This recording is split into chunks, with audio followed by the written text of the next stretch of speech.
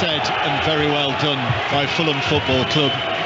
There's only one John Moxon, the crowd were singing. And I must say, it struck me since last week how, if only he could have been around to cut out all of the articles and put them in a scrapbook. And it's exactly the kind of thing he would have done, I imagine. Yeah, or maybe he would have been too humble to have done it about himself, but he certainly would be very proud watching it. And I don't know many people who have not kicked a ball in a professional level and yet made such an impact in English football. So Scott Minto is with us for the commentary tonight on 5 Live. Scott played in the Premier League and the FA Cup for Chelsea and West Ham and Benfica as well, as you mentioned. A big part of Scott's career. But the game begins. Fulham against Leeds United in the FA Cup in the 5th round for a place in the quarter-finals. Remember, these ties will be decided on the night. There will be extra time and penalties if necessary. I'll run you through the teams in full when we get a chance. But Fulham, white shirts, black shorts and white socks. Against Leeds United in the change kit tonight, black shirts with sort of golden yellow shorts and black socks. But staggered kick-off times throughout the evening. Bristol City against Manchester City will be getting underway in around about 15 minutes time for now. But there's been a goal in the first match that kicked off tonight. Maz Faruqi. For the Premier League side, for Brighton, Evan Ferguson with a neat finish, 8 yards or so out after a lovely cross from the left from Matoma. They haven't been at their best, but they are ahead, Brighton. Stoke 0, Brighton 1. Thank you, Maz. And there is commentary on that on Sports Extra right now. Conor McNamara and Lyle Taylor with the commentary on Sports Extra via your digital radio or via BBC Sound. But this is Fulham against Leeds, the very early stages. The first FA Cup meeting there's ever been between Fulham and Leeds United, although they did play each other in the Carabao Cup last season, and it was decided on penalties after a 0-0 draw. Sure, there'll be goals tonight, Scott. I got a feeling this could go all the way. I'd like to think this won't be a 0-0, but yeah, Leeds are such a difficult side to predict. They don't score that many goals, but they don't play badly that often. So yeah, fascinated to see how it goes. So the Fulham team tonight, Rodak is in goal. Tim Ream just playing a ball out from the back. Might have just been caught there actually by Rutter late before he'd played it downfield. But the back four, Cedric Suarez, his first start on loan from Arsenal. Tosin Adarabioyo, Tim Ream and Anthony Robinson. Palhinha and Lukic, it's his first start as well, another recent arrival. Andreas Pereira, then Harry Wilson, Manor Solomon, red hot, 3 goals in the last 3 matches, coming on in all 3 as a substitute. And Alexander Mitrovic, the 11-goal top scorer for Fulham, also returns to the side after injury tonight. Long ball from the halfway line for Fulham, but that lands in the arms of Meslier, the Leeds goalkeeper. So Meslier in goal, a back four of Ayling at right back, Christensen in the middle alongside Koch, and Junior Firpo on the left-hand side. There was a feeling that it would be Ayling in the middle and Christensen at right back. Yeah, absolutely. I mean, he could have done either or, really, but I think because Luke Ayling, and he played well at the weekend, and obviously he's used to playing in that position, as Christensen who's coming in like for like. Again, I think Mitrovic should be saying, OK, let's go up against him. He's a big lad, but he's not normally a centre-half. He's predominantly a right-back, so I think that's going to be really interesting. And also Rutter as well. Really interested to see how he'll do tonight as well in a Leeds shirt. Yeah, in the Leeds midfield, Weston McKennie and Tyler Adams, Mark Rocker as well. Somerville on the right-hand side and Yonto on the left. And as Scott says, Jorginho Rutter up front. The record signing, only a second start. And Patrick Bamford on the substitutes bench tonight. And the reason Max Verber's not involved, he started the last day at the central defender, where they've had to make the changes at the back. He has been playing with a shoulder issue, so that is why he's not involved tonight and not on the bench either. So Fulham 0, Leeds United 0. They're underway. Leicester and Blackburn, that's still 0-0. Stoke 0, Brighton 1. Fulham coming forward, ball on the left-hand side. Here is the Israeli international, Manor Solomon. Infield from him, then the ball is played back out to the left-hand side. Robinson with the cross to the edge of the penalty area. That's cleared away as it bounced for McKennie. Comes back over the top for Fulham, but will bounce through to Meslier. It's been a good start from the home side. They've looked it in control so far in terms of possession and little short passing, but also cross-field passes as well. So Leeds United still just trying to get used to the pace of the game at the moment, and giving the ball away there, so they've not got into their stride as yet. It's Fulham who have started better. Quite a number of games have just got underway in either the Championship, League One, League Two, and around the country, and Lincoln City have scored against MK Dons, so Lincoln 1, MK Dons 0 in League One. Fulham with the ball on the left-hand side. Robinson then doesn't reach Solomon as it was played infield by Pereira, and now Robinson is struggling, and he might well have pulled over Somerville, but no free kick. Referee Chris Kavanagh here tonight. There is VAR, incidentally, in operation for this game. I know it's hit and miss, isn't it, in the FA Cup? You never quite know. Ball's played forward though for Fulham down the right-hand side. Wilson on the chase, but that was dealt with by Junior Firpo, who scored that all-important winning goal on Saturday against Southampton, his first Premier League goal for Javi Gracia in his first match in charge. And here he is now, Javi Gracia, the former Watford manager, in his second match involved in a cup tie where he could end the evening with his team in the quarter-finals.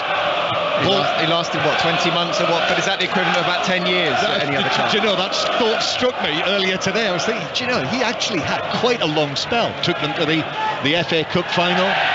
But what he did brush over in those comments a little earlier was the fact that they lost 6-0, remember, Watford, in his FA Cup final, which was only the second time that's ever happened. Yeah, listen, he'd love to get into the final, and that's what I said earlier to Kelly. He'd want to forget actually what happened at the final, but it's still a day out, isn't it, for a Watford set of fans who probably didn't really believe that they're going to go and win. The most important thing for Javi Gracia this season is keeping Leeds United in the Premier League, but if they can win tonight, as I say, I think both teams have a great chance of going all the way, whoever wins. Leeds playing the ball over the top. McKennie's onto this, plays it out towards the left-hand side. Little Nyonto is there, gets it under control, twisting and turning, approaching the penalty area now. He's on his right foot, then chips the ball over the top, taken down by Somerville, but no, just got away. As he tried to bring it down with the top of his right foot, it just got away from him. The touch wasn't what he would have wanted, and it bounced through to the goalkeeper. Yeah, it's the first time that Leeds have got into Fulham's box, isn't it, with a little bit of possession. You see Nonto just looks up. It's a decent run. He was onside. Robinson just dropping off as well, but the ball in the end was a bit too high for the youngster. He wasn't able to bring it down, but at least Leeds trying to have a few jabs at Fulham, because at the moment it's been all Fulham. Fulham with the ball inside their own penalty area, played back to Marek Rodak, who's come in again tonight for his 7th appearance of the season. He started all of the matches in the FA Cup, so Leno on the bench, as Fulham have it centrally with Mitrovic, who's dropped very deep, almost halfway inside his own half. Then Tosin plays it to his left to Tim Ream, who has not played in any of the cup matches so far this season, Tim Ream, but at 35 here, I think that's an indicator as well that things are opening up, possibilities are opening up in the FA Cup. Remember, there are only 9 Premier League clubs still left in the competition, and this is one of the 2 all Premier League ties in the last 16. Leeds win it back inside their own half. Somerville is off and running. He's halfway inside the Fulham half. He plays it square to McKennie, who does well, plays it back to Somerville, but out comes goalkeeper Rodak to slide out onto his left-hand side and take the ball, gather it at the feet of Somerville. Well, that's what Fulham will have to be careful of, is the quick counter-attack, the pace on either side that Leeds United have. This time it was down the right-hand side. Somerville runs with it. McKennie does well to coming inside. A good little pass, just a little bit overplayed. And then Rodak comes out and makes a really good save at the end. So 0-0, Fulham 0, Leeds United 0 on 5 Live and BBC Sounds, as the ball is played long from Robinson but bounces all the way through to Meslier. So let's get an update from Leicester against Blackburn from Chris Coles. 23 minutes into this one, John. It's an excellent game. The chances continue to flow for both. Leicester's Jamie Vardy denied by Ainsley Pears, who's made 3 excellent saves already. Daniel Everson in the Leicester goal, also busy, saving well to deny Sam Gallagher and Sammy Smodics from close range. Good game this. Blackburn 0, Leicester 0. That was the 7:30 kickoff. And actually you can watch that as well tonight on the BBC via the red button or via the iPlayer. Fulham with it at the back. The white shirts, the black stripes down the side, black shorts, white socks. Ball played out towards the right-hand side. Cedric Suarez bursting forward with it. Now Wilson cutting in from the right-hand side, the Welsh international. Now to the left-hand side, it goes with Solomon. Anthony Robinson pushing well forward, uses Solomon behind him.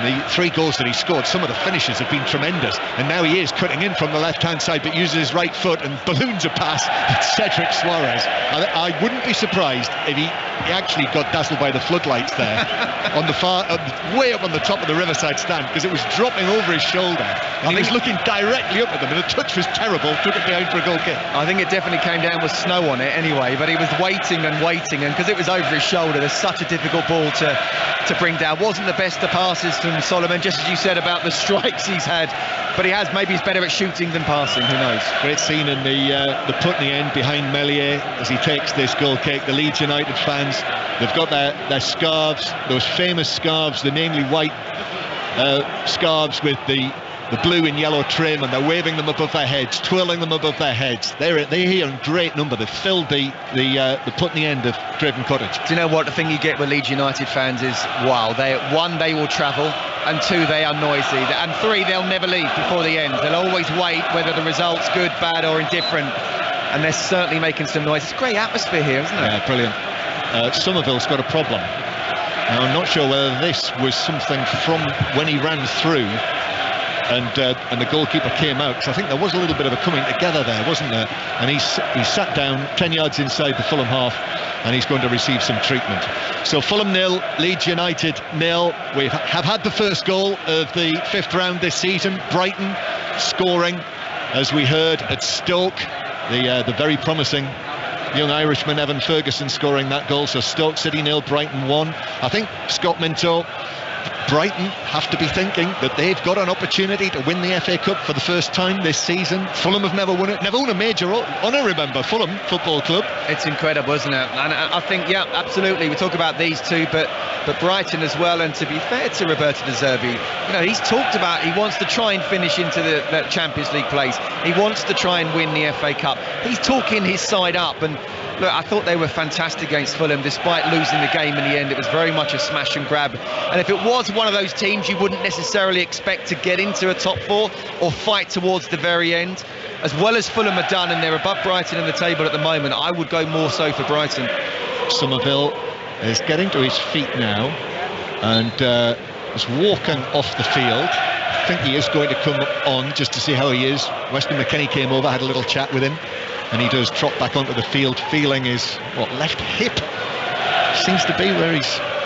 I think it was when he went for a jump with Anthony Robinson and maybe just landed and just hurt his back or hip out a little bit. But we've got Jack Harrison, who's ready to come on at any time, so I don't think Leeds United would lose out if either the 2 wingers or one of them have to go off. Yep, one of the 4 changes that Javi Gracia made from the weekend's win against Southampton. So Bamford, Harrison and Aronson are on the bench. No return yet for Strauch or Cooper. And actually, Sam Greenwood suspended for this match tonight, an FA Cup suspension for yellow cards. On that subject, actually, Palhinha in the Fulham midfield will be suspended for Fulham's next 2 Premier League matches. Robinson playing the ball forward, Mitrovic, then back to Pereira, who passed it behind Solomon, who was off at a sprint, and Pereira didn't sense it and played it behind him, and it's out for a throw into Leeds United, who have the ball with Ayling, the captain. That fair hair tied up behind his head, plays it infield, he's given it away to Palhinha,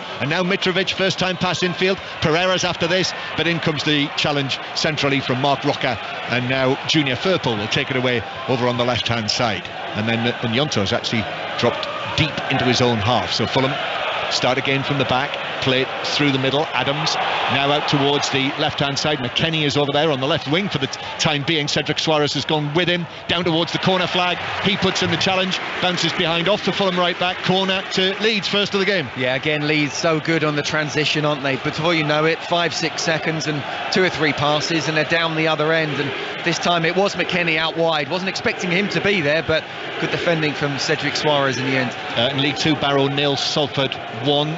Promotion chasing Salford.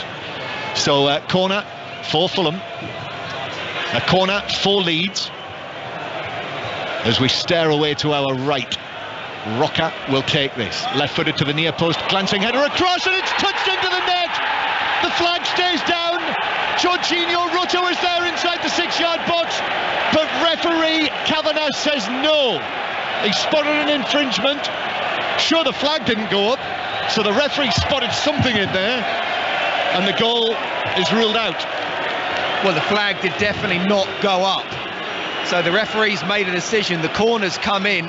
It's a flick, and I think it's because it's been a push at the near post. A push. McKennie, yes, on Wilson? Absolutely. And the arm definitely came up. And Wilson made the most of it. He certainly did. You know, it wasn't one of those, John, where it was, a push and you'd almost push anyone over. It was just an arm out, but to be fair to Wilson, he was very clever there because he wasn't going to go and win the header there. Flick on. It's unfortunate for Leeds United, but I think probably there was enough of a push to decide that it was a foul in the end, but got away with that. Javi Gracia's absolutely livid. No, well, he's obviously had a look at it over there, hasn't he? They're on the far side from us, so he'll have been shown it already, won't he? And he'll have seen that, and that we've seen it a couple of times, haven't we? And there was a shove, there was a little push by McKennie, wasn't it, on Wilson? But Wilson went flying. He absolutely, it wasn't himself enough. forward. It wasn't enough. And do you know what's interesting? You say about VAR's involved or is here, but the referee didn't ask for it, or nobody got in. I'm watching a replay again now. There is an arm up. Yeah, and that's enough, isn't it? Well, is it? Yes, just. I mean, literally just. But Wilson definitely made the most of it. Yes. So it is still Fulham 0, Leeds United 0. And when I say enough, I'm sort of saying, I'm saying that is enough for VAR looking at that, yes, to stick with the decision. Listen, we could talk for hours about sort of Howard Webb and what he's come in, but I think generally speaking, it's right what he wants, a light touch. And I think that was the right decision for VAR in the end not to get involved. So Fulham 0, Leeds United 0, and already a talking point. And they will be underway now at Ashton Gate. I wonder what the atmosphere is like there tonight for the visit of Manchester City, which has been watched by Alistair Bruce Ball. Sizzling cup atmosphere, John. 3 minutes in, the stadium awash with red and white. Bristol City coming forward as I speak. Calvin Phillips, making only his second start for Manchester City since joining in the summer, has hit the crossbar in the first minute of this game. Curling effort, 25 yards out, came back off the bar, but Bristol City have been on the front foot as well. Bristol City 0, Manchester City 0. So still just the one fifth round goal so far, which was witnessed by Maz Faruqi. And it's the Premier League side that lead here. Brighton 1-0 against Stoke. 18-year-old Evan Ferguson with the cool finish 30 minutes in. But Stoke have had decent chances, notably for Tyrese Campbell and Jordan Thompson. But it is Stoke 0, Brighton 1 at the break. The other guy I think you've got a feel for here is the record signing, the Leeds record signing, the young 20-year-old Jorginho Rutter, who was the man who put the ball in the net after it was flicked on at the near post. Good full-length save by goalkeeper Rodak, but he pushed it out to Rutter, who must have thought he was off the mark for Leeds. That's what you want as a striker, a sniffer, seeing it going in and following it in first. And absolutely, it tells you exactly that he's got the instincts. Well, they used to have a sniffer, didn't they, Leeds United? They certainly did. Who scored the winning goal the only time that they've won the FA Cup. Alan Clark back in 1972. Fulham bringing the ball away through Robinson over the halfway line. Robinson still going. He's been allowed to take it almost to the edge of the penalty area. Then he gives it to Solomon on the left-hand side, who cuts back inside, and then he goes over the bent leg of Ayling, threw himself down. Referee Kavanagh wasn't buying that, and Leeds have been able to clear.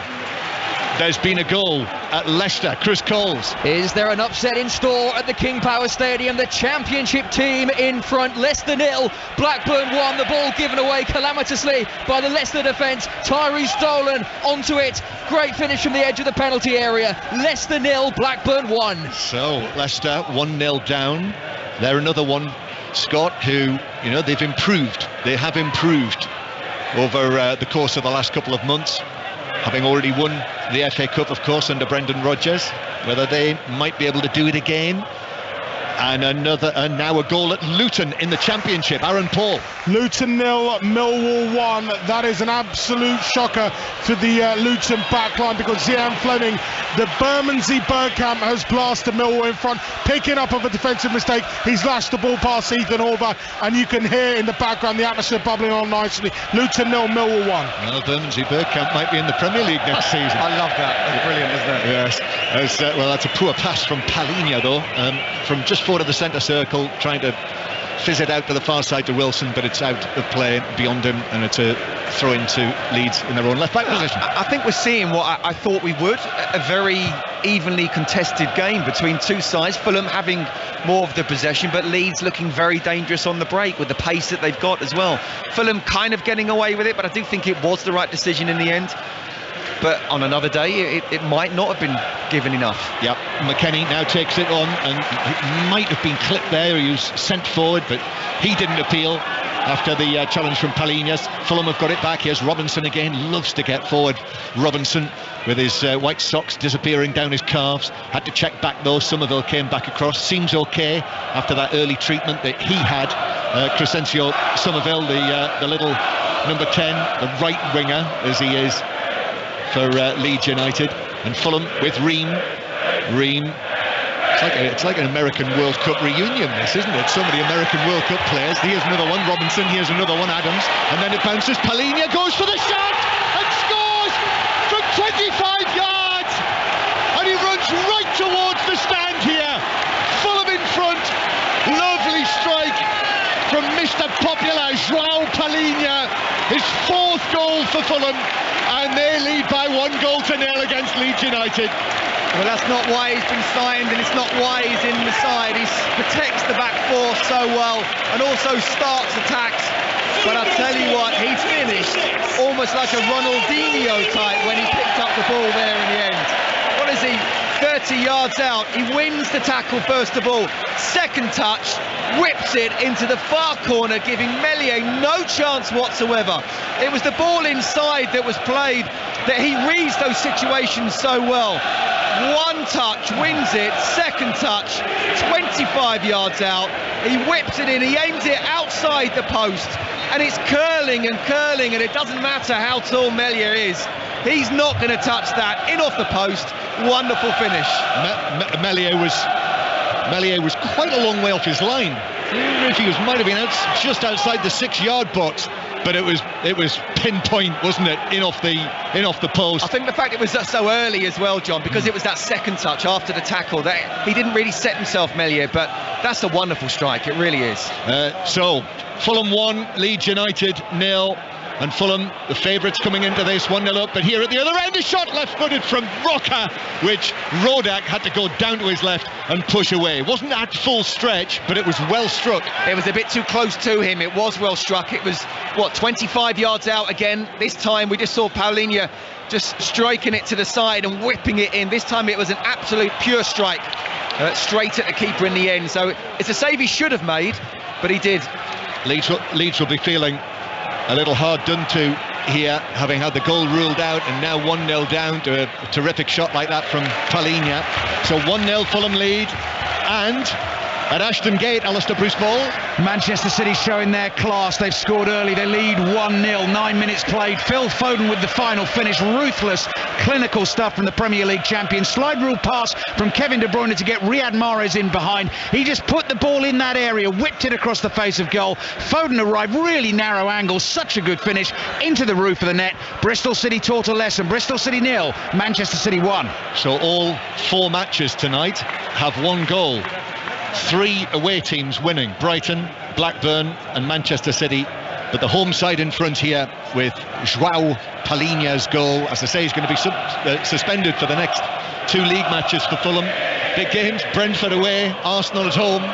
They'll miss him. They will miss him. That's exactly what I was about to say, because he is such already a key component to this Fulham side. Not just on a defensive way in terms of protecting the back four, but as I say, you're not expecting him to stick the ball in the top corner from 25 yards, but the way he starts attacks, he will be a big miss. But you're right, I reckon it was somewhere between 25 and 30, wasn't it? Well, you're probably better at measuring than I, John, so let's say closer to 30. Well, but good goal, crowd loved it. We had sounds like a ringside view of it where we're sitting here. Somerville now for Leeds, taking the ball through the middle, but he's bundled over as the challenge came in on him, and it's a free kick. Lukic it was who put the challenge in on his full debut for Fulham. Sasha Lukic, the number 28, who was signed from Torino, Serbian international, played at the World Cup, just tugged his arm, down he went, free kick. Yes, he did, yeah, and we talk about the pace, and when they can get in behind the midfield and running at the back four, I think that was a very good professional foul. So free kick for Leeds. Roca is over it. Fulham leading by 1-0. Fulham, who not been in the quarterfinals for 13 years. Free kick is taken out to the left-hand side. Tried to work something, but it was headed away inside the box by Paligna. Comes back to Gnonto on the left-hand side. The Italian international goes through one challenge from Mitrovic, which wasn't terribly strong, but Cedric Suarez was there behind him to put it out of play. Throwing to Leeds over there in the next to the corner flag on the far side, and then as the throw is taken, bounces out again, and Gnonto takes a quick throw back to Junior Firpo behind him, and then Junior Firpo will pass it back towards the halfway line to Robin Koch, playing as the left-sided central defender, with Christensen coming in as the right-sided centre-back.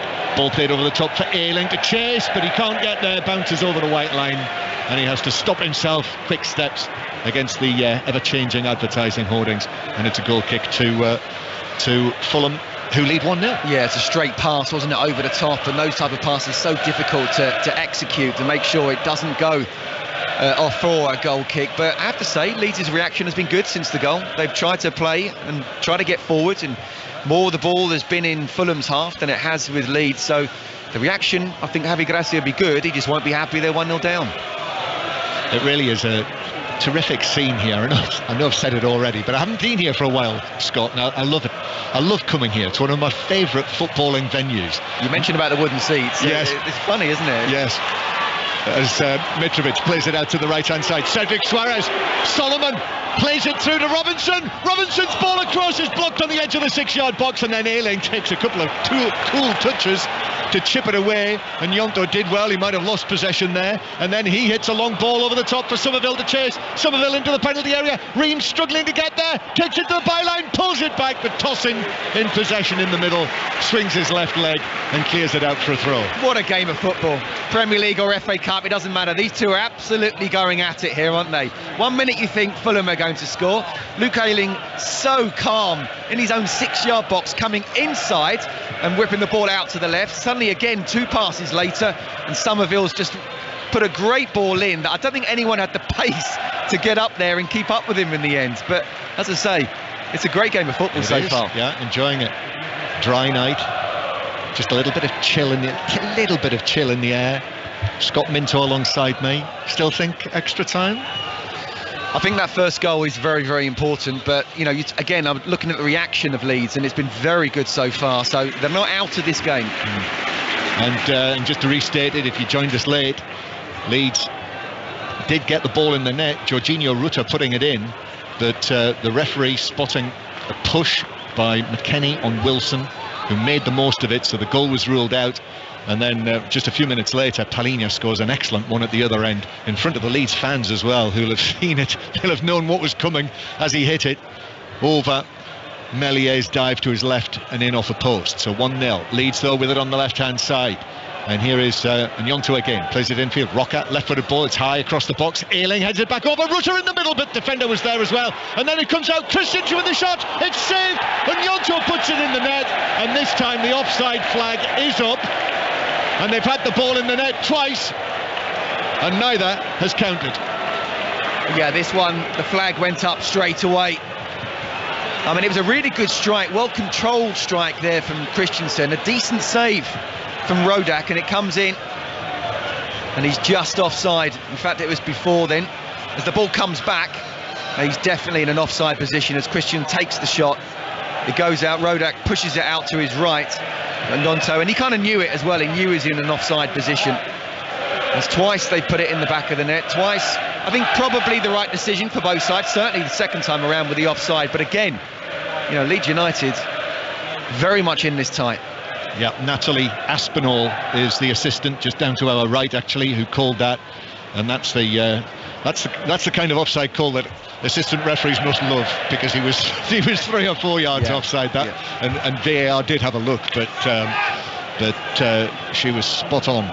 Fulham 1, Leeds United 0. Almost half an hour played. It's been enjoyable, and still in the other matches tonight, it is still Stoke City 0, Brighton 1, 7:15 kickoff, 7:30 kickoff, Leicester City 0, Blackburn 1, and 8 o'clock kickoff, Bristol City 0, Manchester City 1.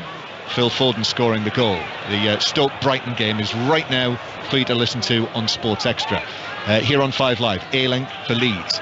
Plays it back to the halfway line, then Christensen, the fair-haired, short-haired Danish World Cup player. Back it comes centrally to Roca, and now McKennie is there, all the way back to Adams, and then Adams out towards the left-hand side, but Robin Koch just has to make a little sprint to his left to keep possession.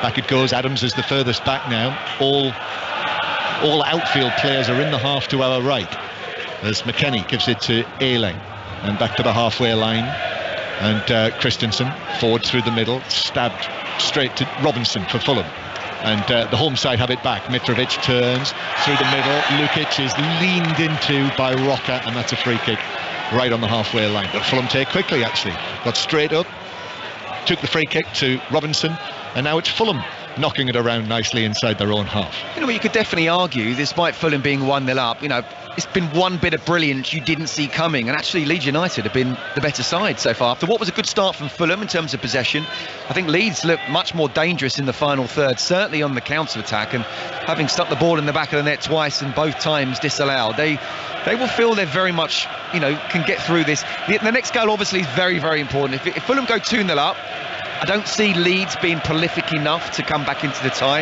and I think Fulham will just make sure they're very, very compact and shut up shop and do a bit of game management. But if Leeds get the next goal, then they'll believe they can win this within 90 minutes. Yeah, it's been an issue, hasn't it, for Leeds this season, and certainly with Rodrigo, their top scorer, still out injured. He's missed the last 5 matches. Javi Gracia said yesterday he doesn't know when he might be back, and the feeling was that it would be a couple of months. They need him. But they got that attritional win, an ever so important win against Southampton at the weekend, their first win in 11 Premier League matches. And I think you're right, Scott. You know, it's an issue if they go 2-0 down. But it's got that cup final feel as Christensen stretches and sends it forward to Ayling, who stretched in on the challenge on Robinson. But Fulham have got it, so Solomon dances away from Ayling, takes it in field, then beats Adams with a drop of the shoulder. Adams dived in. He dragged the ball past him, and Fulham now have it on the edge of the area. Wilson was challenged, went down, got up, challenged again, goes down, gets up. Then it's played to the left-hand side for Pereira. Andreas Pereira, right-footed ball curled in, beyond the falling Mitrovic, who is being leaned into. Striker and central defender together. Mitrovic is up on his feet, appealing, palms apart, saying he was fouled by Koch. But it's a goal kick, says referee Kavanagh. Well, it's the type of ball that Mitrovic loves coming in, doesn't he? And certainly Koch's got to be careful. Pereira, you do not want him in that type of position on left-hand side with an in-swinging cross. First of all, don't allow that cross to come in. But once it comes in, I think Koch does enough. He makes contact, but not enough to justify for a penalty. He's got his arm around Mitrovic, but I just think Mitrovic sort of stopped with his legs, and that he will argue that he's been pulled down. But I think Koch will argue it's 50-50 there. But he's got to be careful as Robinson comes forward down the left-hand side. Listen, I can hear wherever they're watching it, Leeds United fans, if they're watching this on BBC One, they'll be saying, why was our goal ruled out at one end, and why didn't we get a penalty at the other end? But in the end, you know, this actually, even though we've got VAR, those two decisions do come down to how the referee, Chris Kavanagh, has called both of them, and the feeling will be that neither of them have been clear and obvious enough to overturn. Absolutely, and do you know what, whether it's subjective and whether people think he's right or wrong, this is how I think VAR should be involved. very, very little. I'm for VAR, but not taking over. And I think the referee should always be in control. Yeah, I'm with you, Scott. Ball's played over the top for Leeds into the edge of the area. Rutter's after this. It bounces down though. Tossin did well, and actually the offside flag is up again, so it's a free kick to Fulham inside their own half. So here at Craven Cottage on 5 Live, it's Fulham 1, Leeds United 0.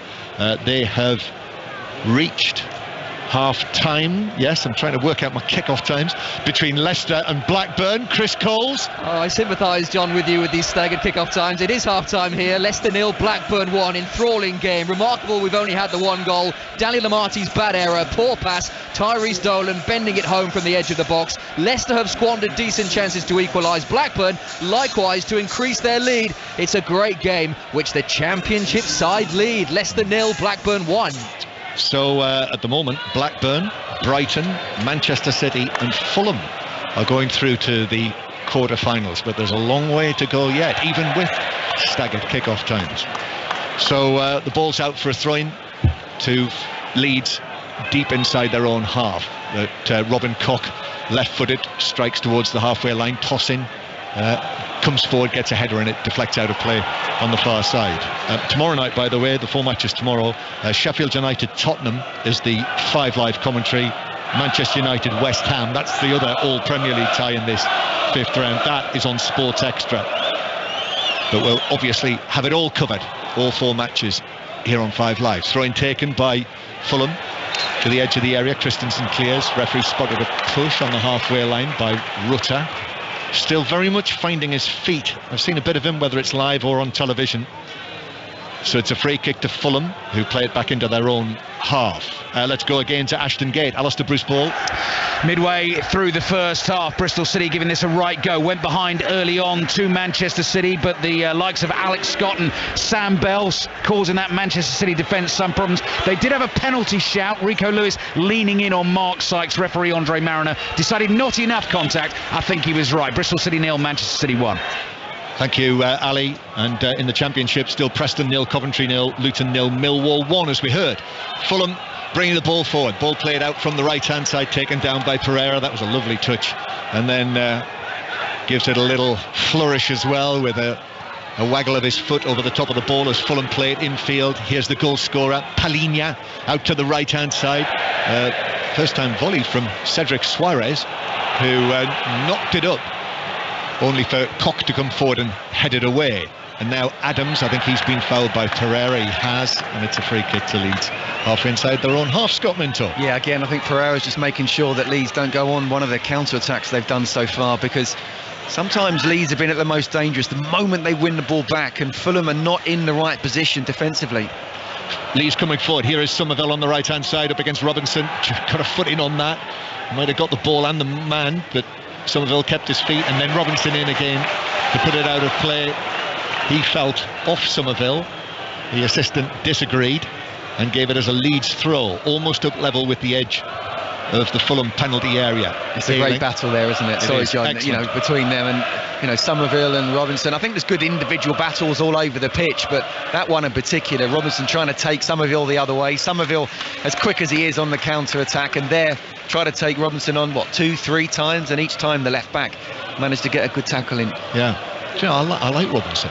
I do. I think he's decent. And you don't hear too many talking him up. No, I think if he carries on like this, and I'll be careful what I say with Fulham fans listening, they just need to be careful that. I think they know where that conversation's going. I'll stop there. Yes. So it's a free kick. Leeds have got on the right-hand side, and this is a good position. And it was conceded by Lukic. Just went for the ball against Adams and just caught him, but it is a good position. So Fulham have got to be sharp here. We've got 6 or 7 minutes of the first half to play. Fulham 1-0 up, but Leeds with the free kick. Roca and Somerville together. It is Somerville who's standing to the left of the ball as we look at this, but Roca comes up, plays it in left-footed, and it bounces right in front of goalkeeper Rodak, who's able to allow it to bounce up into his chest. You know what, that in-swinging free kick, he just needed to aim it a little bit outside the far post for it going towards this kind of side netting. It was a bit too straight, And in the end, the Leeds United forwards couldn't get there to try and put Rodak off in the end, but just a couple of yards further to the left, and Rodak would have just had to dive, or you stand still and no one touches it and it goes in the net. Fulham 1, Leeds United 0. And good noise coming out of the Putney end to our left. Leeds United fans right down at the front have been flourishing a big Cross of St George flag with Shropshire written across the middle of it. I presume they're Yorkshire, West Yorkshire people from Shropshire. Here's Solomon now on the left-hand side for Fulham. Good work though by Ayling. Comes in, takes the ball, knocks it infield to Christensen, who clears it away centrally but gives possession back to the white shirts of Fulham, who start again with Ream, who rolls it to Robinson on the left-hand side. Robinson looks up, and as he's leaned into by Somerville, keeps his feet. Pereira back to Palinha, who will hit it out towards the far side. Wilson backing away, takes it down and passes it back to Cedric Suarez, who does the full 360 degrees and then turns and does a 180 the other way. And then Ream through the middle to Mitrovic, and Mitrovic low ball angle back towards this side, the left hand side. Solomon with a cross, right footed back outside the penalty area, shot from Cedric Suarez, that's blocked on the edge of the area. Shouts for handball against Roca in the way that he blocked it, but from my view he certainly kept his arms by his side, it seemed to me, and referee Kavanagh wasn't interested. Well, he certainly struck it hard enough that even if the arm was up a little bit, I don't think it would have been an unnatural position as such. So I just thought Solomon could have put the ball in a proper cross rather than almost cut it back for the right back. Fulham with Robinson again on the left hand side, going back into their own half. Has a very different look about it now, Craven Cottage, with that almost finished £80 million new stand over on the far side. 2 tiers, one very low front section, which is fully populated, by the way. That's where the dugouts are as well.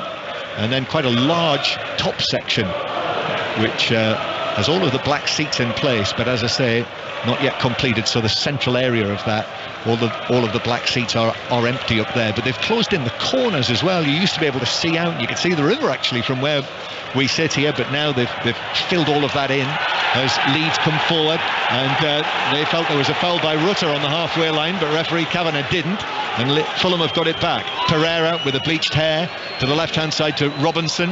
Under the lights I can see the perspiration gleaming on the back of his neck. Pereira slides in for a challenge near the centre circle, bounces to Leeds though. Adams through the middle to Gnonto, and Gnonto then is chopped down by the challenge that came in from Palinha, and it's a free kick to Leeds, and the Leeds players are going to the referee and they're saying, how many challenges are Fulham going to make before you produce a yellow card? Well, it's why he's going to miss the next 2 Premier League games, isn't it? Because he's almost, okay, you may get the ball past me, but you're not coming past me as well. And that's what Fulham are very good at doing at the moment, because they know how dangerous this Leeds United attack is. That could have been a yellow. Easy, it was a yellow. Close-ish. It was a yellow, but it wasn't given. More than close-ish. It should have been. Yes. Free kick. So close it should have been. Yes. Fulham 1, Leeds 0. Half-time approaching. So tight behind us. We've got the Fulham fans right behind us, and one of them just coming back to his seat has actually put his hand on my shoulder to help him sit down behind me, which he has now done. They just want to touch you, John. Just get close to you. Lucky people. There's a free kick to Leeds that Gnonto dummies to take. In fact, Roca takes it deep to the back post. Ayling jumping for it, but it bounced up, skipped off the surface, and Ayling with the touch took it straight behind for a goal kick. In fact, Tommy Trinder was a Fulham fan, wasn't he? That's right, isn't it? I think it was the case.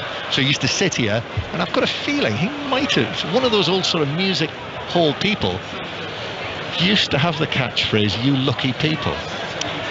So maybe there's some sort of you're on your own, it's a little bit early for you, that one. Yes. Here's Robinson down the left hand side to Solomon. Does well, goes past 2 men, and then the covering challenge from Adams. Well, that was excellent from Solomon, full of confidence. Yeah, he still looks not quite 100% fit, but he shows glimpses of what he's capable of. On the left hand side, coming in, looks so tricky, close control. We know he can score goals, From the moment he sort of starts really getting match fitness, you would imagine he probably would be a regular starter in the Premier League side for Fulham. Yeah, he had months out with a knee problem this season. That's where he's been. But he's made an impact since coming back, and he's won this corner, which is taken short. Pereira gets it back, plays it in. Ream with a touch, still inside the Leeds penalty area, but bounces for Somerville, who's able to get it away to the halfway line. About 90 seconds of the first half to play. Andreas Pereira just down in front of us here. Goes one way, then the other, and then is challenged by Rocker. Referee Kavanagh is saying, I saw that, but Fulham are in possession, so he's allowed play to continue. And Pereira's okay. He gets up, puts his hand across his chest, but he's fine. And Fulham have got the ball inside their own half. 1-0 Fulham lead. Still, that's the case in the other three matches in the Cup tonight. Brighton 1-0 up at Stoke, Blackburn 1-0 up at Leicester, Manchester City 1-0 up at Bristol City. Big game for Leeds at the weekend as well. That's our Saturday 3 o'clock commentary against one of your old teams, Chelsea. Chelsea Leeds. That's got a lot in it. Massive for a both. Lot in it. For both. So Ian Dennis will be there Saturday afternoon, 3 o'clock at Stamford Bridge, not far from here, of course. A great old rivalry as well, isn't it? Yeah, it is famous, very famous, and sometimes quite nasty. As the ball bounces forward for Pereira and Fulham, here's Wilson centrally, back to Pereira, and Robinson's arriving in the box on the left. He pulls it across, hits a defender, shouts for handball against Christensen. I don't think the referee will give that as a penalty. No, he hasn't. In fact, he spotted an infringement the other way, and he's given a free kick to Leeds in their own box. Well, I'll tell you what, I think Paulini has been superb in midfield, not just about the goal, but Robinson at left back. The way he bombs on. Somerville's very clever, actually. He wanted to dive in, but he didn't, and he could easily have given a foul. And you can see that Christensen, he dives in himself. He almost turns around, it hits his back. It's not handball. So again, another good decision from the referee. Fulham 1, Leeds 0. Leeds, who their supporters at half-time will be talking about the goal that was not allowed as Leeds come forward. Shot from the angle on the edge of the box that is blocked inside the area. Nice combination there between McKennie and Nyonto, and in the end it was McKennie's shot that was blocked in the box, and Fulham have got it inside their own half. Palinha went down very easily there from the challenge from Nyonto. There wasn't a great deal in that, but he's got the free kick. Yeah, absolutely, and that's what he's trying to do, just game management now till half time. They've got to keep it 1-0. Leeds are just so dangerous on the break. You know, Fulham can be in Leeds' final third, and suddenly 5-6 seconds later Leeds have the chance. So game management, get a touch, go down, get to half-time, 1-0 up. Fulham 1, Leeds 0. Leeds away from home for the 12th consecutive FA Cup tie that they've been involved in. The last 12 FA Cup draws Leeds have been involved in, they've been drawn away from home, which equals the record from the first round onwards. Yeah, the Ellen Road faithful must be thinking, when are you going to have a cup game at home? I bet that gets a mention, doesn't Absolutely. it? Every single draw. So it is the goal kick for Fulham, and we've got 3 minutes of time being played at the end of this first half, and we've already had almost 2 of them, and only Palinha's goal, but it was a good one. It's on BBC One tonight. You'll see the clips on the BBC Sport website as well. As Leeds come forward, McKennie into the box, Somerville took a touch, back onto his right foot near the edge of the area, but plays it back now to Adams, who gives it to the left-hand side to Nyonto, and Nyonto clips it in right-footed, and Ruta with a header, it hits the post, it bounces back, and is cleared out of the 6-yard box by Ream. Oh, Leeds so unfortunate, and it comes again, and a header across goal from Somerville, 6 yards out, unmarked, and couldn't get it on target. Wow, how did that not go in right on half-time as well? Ruta can count himself very unlucky. Really good ball from Nyonto, and the way he just, it's almost a neck power.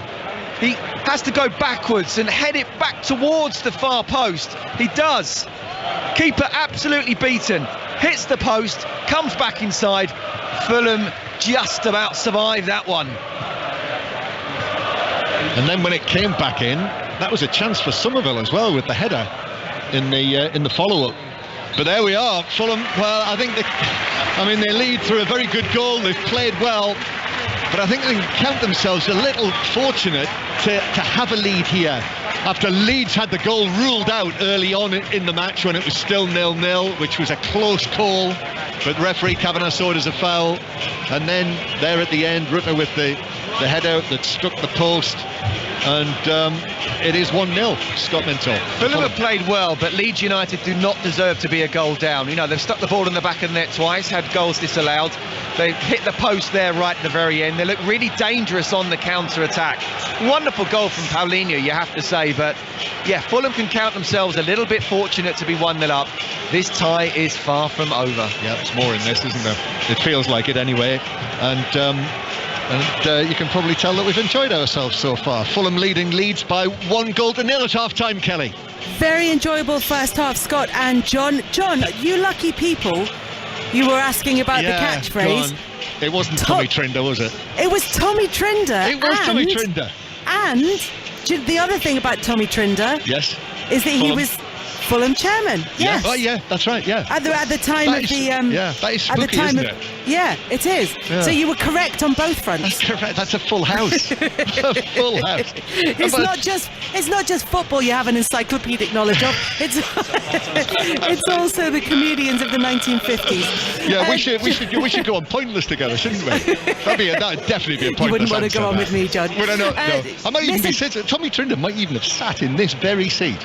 He may well have done. He was there around about the time that the minimum wage or the wage cap was taken away. But John, as you said, it's been a really enjoyable first half. And Scott, as you've been reflecting, yes, Fulham are in charge of this game. They're 1-0 up in it. But Leeds have been fantastic. They've created so many opportunities, and it took a brilliant goal from Paulinho to give Fulham the lead.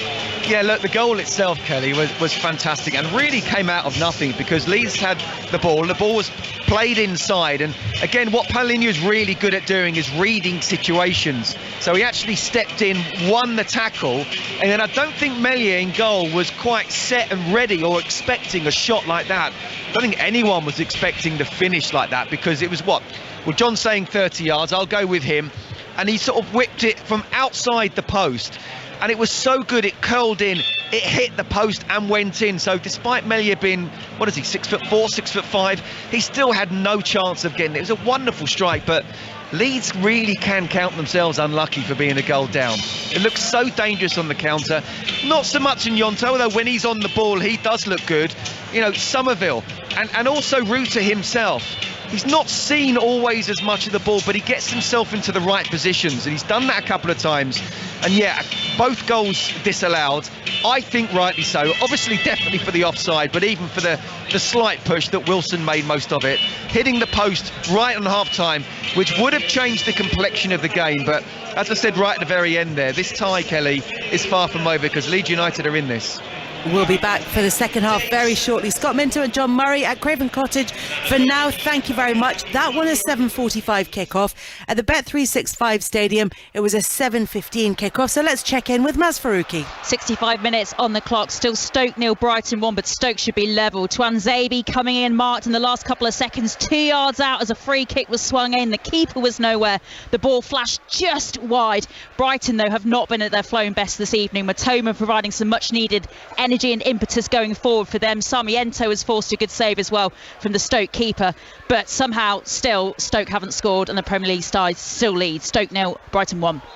It was a 7:30 kickoff at the King Power Stadium where Leicester trail Blackburn by 1-0. An 8 o'clock kickoff at Ashton Gate where it's Bristol City against Manchester City, and Alistair Bruce Ball is watching. That means we've got 6 minutes plus added time remaining in the first half. Been a good cup tie this, Kelly, played in a really great cup atmosphere as well. Manchester City taking the early lead. Fabulous finish from Phil Foden at a tight angle after the 8th minute. But Bristol City, we've heard a lot about these youngsters, Alex Scott and Sam Bell. They have shown no fear at all. They have caused Manchester City's defenders some real problems, yet to create the clear-cut chance. Manchester City attacking as I speak. They're leading by 1-0, and they do look dangerous on the break. When Bristol City come at them, Manchester City creating their own chances. De Bruyne has had a shot blocked, Mahrez has had a volley headed off the line, and Max O'Leary, the Bristol City keeper, has also made a save from a Ruben Dias header. Bristol City 0, Manchester City 1. Ali, thank you very much for that. In the Championship this evening at Kenilworth Road, it's Luton against Millwall, and Aaron Paul is watching. watching. Luton 0, Millwall 1. The home side very much on the front foot and on the hunt for an equaliser after a howler from their goalkeeper Ethan Horvath saw Zian Fleming under a strike break the deadlock early on. Luton creating loads. Elijah Adebayo has popped a header over the bar, whilst Marvellous Nakamba failed to convert across, played across the face of goal. Remains, however, Luton 0, Millwall 1. Aaron, thank you very much for that. Elsewhere in the Championship, it's goalless between Preston and Coventry at half-time in that one. And the half-time results coming through in Leagues 1 and 2. In League 1, Derby County 1-0 up at home to Cheltenham. It's Lincoln 1, MK Dons 0, Peterborough 0, Charlton 0, Portsmouth 0, Bolton 0. In League 2, it's Wimbledon 1, Stevenage 0, Barrow 0, Salford 1, Gillingham 0, Bradford 1, Harrogate 0, Northampton 0, and Tranmere Rovers 0, Crawley Town 0. We will be back very shortly to Craven Cottage for the second half of Fulham's game against Leeds United for a place in the quarterfinals of the FA Cup, where Fulham lead by a goal to nil. Regular updates from all of this evening's other games, and we'll update you on the very latest on the Rugby Union as well after the BBC News with Jill Mackenzie. Listen on BBC Sounds. This is BBC Radio 5 Live. Thank you, Kelly. Good evening. Police say a couple who disappeared with their newborn baby in January are now being questioned on suspicion of gross negligence manslaughter. Constance Martin and Mark Gordon were arrested after being spotted in Brighton last night. There's a major search operation. Ellie Crabb is a reporter for the Brighton Argus. They're searching this vast amount of land between New Haven, where they were last seen, and now when they've been found in Brighton. And that's obviously a huge amount of countryside, I think something around 90 square miles. They're still looking, and it's just such a vast area that even with the 200 police officers they've had from the Met Police and Sussex Police, they haven't had any luck as yet.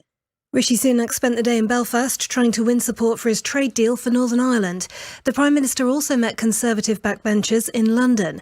He needs the Democratic Unionist Party to back the agreement to revive the Stormont Assembly in Northern Ireland.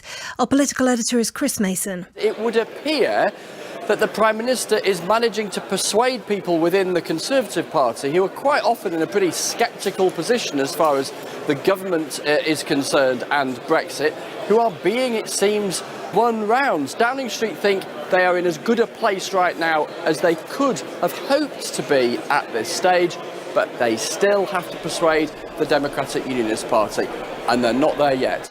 The UN's nuclear watchdog, the IAEA, says it's holding discussions with Iran about the discovery of highly enriched uranium particles in the country. In a report seen by the BBC, the agency said the particles were close to weapons grade. Iran has denied trying to make a nuclear bomb. And teachers in the north of England from the NEU have been striking as part of their dispute about pay. There'll be disruption in the Midlands and eastern England tomorrow, and further strikes in Wales and southern England on Thursday. The government says teachers need to pause the strikes before talks can take place. The Bahrain International Circuit. Longitude and latitude 26 degrees 1 minute 57 seconds north, 50 degrees 30 minutes 38 seconds east, 3.363 miles in length, 15 turns. Are you ready for F1? It all kicks off with the Bahrain Grand Prix live race commentary Sunday afternoon from 2:45 on BBC Radio 5 Sports Extra. Listen on BBC Sounds. This is 5 Live Sport with Kelly Cates. Straight to the King Power Stadium, where Championship side Blackburn were leading Premier League Leicester by a goal to nil. There's been another goal in the game. Which way's it gone, Chris Coles? It's another for Blackburn, Kelly. The upset of the night could well be here. They lead Leicester by 2 goals to nil. 8 minutes into the second half, Sammy Smodics, just pure grit and tenacity, got him through several weak Leicester challenges in the box, and then when he needed a finish, he gave us one. Left foot under the goalkeeper. The King Power Stadium stunned. It's the Blackburn fans you can hear singing because they lead Leicester of the Premier League by 2 goals to nil. Chris, thank you very much. Chris Coles, looking forward to that game, and with good reason. It's been a cracker at the King Power Stadium. We're back for the second half of Fulham against Leeds at Craven Cottage. Also been a really entertaining first 45 minutes. The second 45 coming up shortly. To rugby now, though, and fly half Marcus Smith has been left out of England's training squad ahead of next week's Six Nations match against France. George Ford returns to the squad nearly a year since his last England cap against France in the 2022 Six Nations. England head coach Steve Borthwick has explained why Smith has been released back to his club, Harlequins. The decision was to Marcus would benefit from game time at his club this weekend, and I make a decision on what every player needs. I'm not picking a squad for next week. That squad will be decided and distributed as it normally is on the Sunday evening as the squad assembles for a test week. We're not in test week. We're in a training camp week where I felt the best thing for Marcus is to get some game time. George has played for his club at the weekend, and I thought this was an opportunity for Marcus to go and play very limited game time because of the nature of the game and the decision I made on Saturday. So I thought this was a step forward. And our correspondent Chris Jones is with us now. So Borthwick says that Marcus Smith is getting important game time. Does it mean anything more than that in terms of his possible selection, in terms of his future?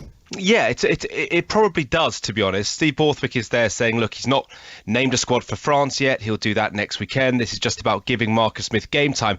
However, if Borthwick did have Smith earmarked for a major role against the French, you would think he would keep him in camp this week. Borthwick really valuing time on the training field, as a lot of international coaches do. So, yeah, we can't say for certain this means Smith misses out, but it does look as if he's just slipping third in the pecking order behind Owen Farrell, the captain, and George Ford, the returning 80 capper, who also has real history with Borthwick when they won the title at Leicester. It's really going to disappoint England fans, or a lot of England fans, Kelly, who will see this as a defeat for ambition over conservatism.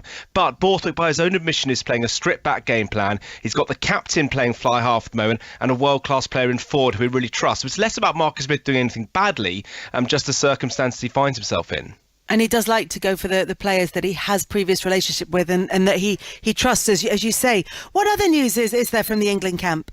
Yeah, so he's assembled 26 players, the 23 that played against Wales and a couple more. No Max Malins, though. He is going to miss training this week with an ankle injury, so he's touch and go for the France game. Manu Tuolangi is back training, although he is banned for the rest of Six Nations after his red card. But yeah, the big news today was about Smith. We'll wait and see. It doesn't necessarily mean that Smith will find himself out of the 23 for France, but it is telling, isn't it, that as soon as George Ford is back and he's got a little bit of rugby under his belt, he's in the training squad, he'll be working with Owen Farrell, he'll be working with the team all this week. So I think that does mean that we can see Ford in an England shirt sooner rather than later.